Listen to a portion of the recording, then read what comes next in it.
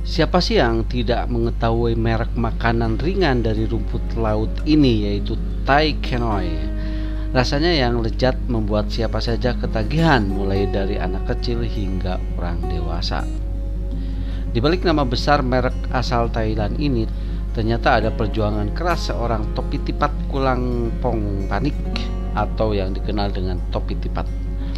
Perjuangan topi tipat hingga kini jadi salah satu miliarder muda di Thailand, menjadi contoh bahwa kerja keras tidak pernah mengkhianati hasil. Lantas bagaimana kisah perjuangan seorang topi tipat yang mulanya seorang pecandu game online hingga bisa jadi pemilik perusahaan snack rumput laut terkenal Tai Kenoi?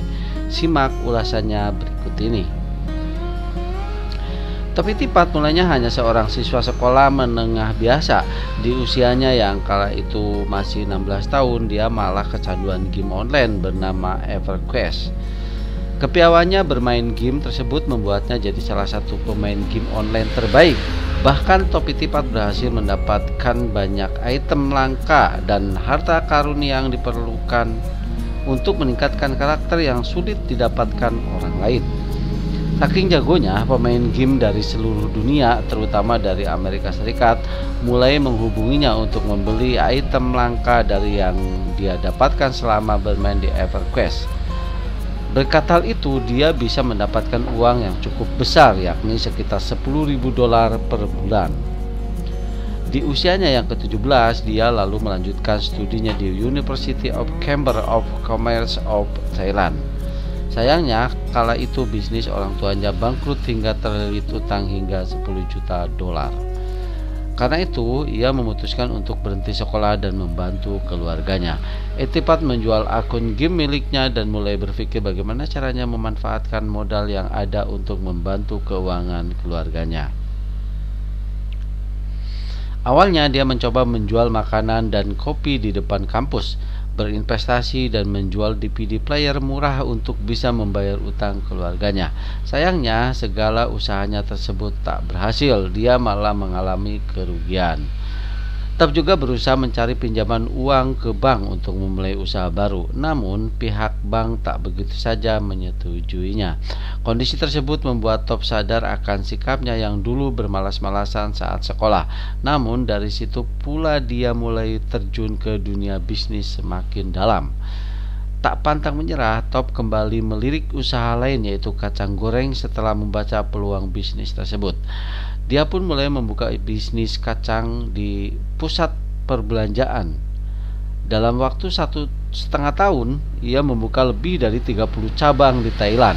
Sayangnya, pemilik pusat perbelanjaan tersebut mulai melarangnya untuk menjual kacang-kacang lantaran asapnya mengotori langit-langit toko dan baunya tersebar di seluruh mal.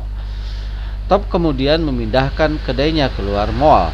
Sayangnya, waktu berlalu penjualan kacang pun turun drastis hingga 50%. Top sempat merasa putus asa, terlebih kedua orang tuanya memilih pergi ke Cina untuk menata hidup baru sehabis bangkrut. Namun dirinya tetap berusaha untuk bertahan di Thailand dan membuktikan pada kedua orang tuanya bahwa dirinya bisa sukses suatu hari nanti. Dari situlah dia kembali mencari peluang usaha baru. Setelah beberapa bulan gagal, Top kemudian melirik peluang berjualan rumput laut goreng. Awalnya, Top tidak bisa membuat rumput laut yang enak karena setelah digoreng rasanya pahit. Dia dibantu oleh pamannya, bahkan menghabiskan lebih dari 100.000 baht atau sekitar 41 juta untuk membuat snack rumput laut yang enak. Namun, usaha tersebut gagal sampai tak ada rumput laut mentah yang tersisa lagi. Setelah mencoba berkali-kali, akhirnya Top berhasil membuat rumput laut yang enak. Rasa yang enak tanpa dukungan marketing yang bagus, rasanya pun tetap percuma. Hal itulah yang mendorong Top kembali berpikir keras bagaimana produk rumput lautnya bisa makin dikenal orang. Secara kebetulan, ide muncul saat ia berbelanja di minimarket 7-Eleven. Ia ingin menjual produknya melalui 7-Eleven hingga bisa ekspansi ke luar negeri.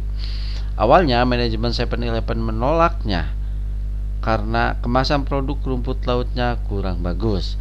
Top pun berusaha keras untuk dapat memenuhi syarat tersebut. Beberapa kali dicoba sampai akhirnya Top mulai menyerah.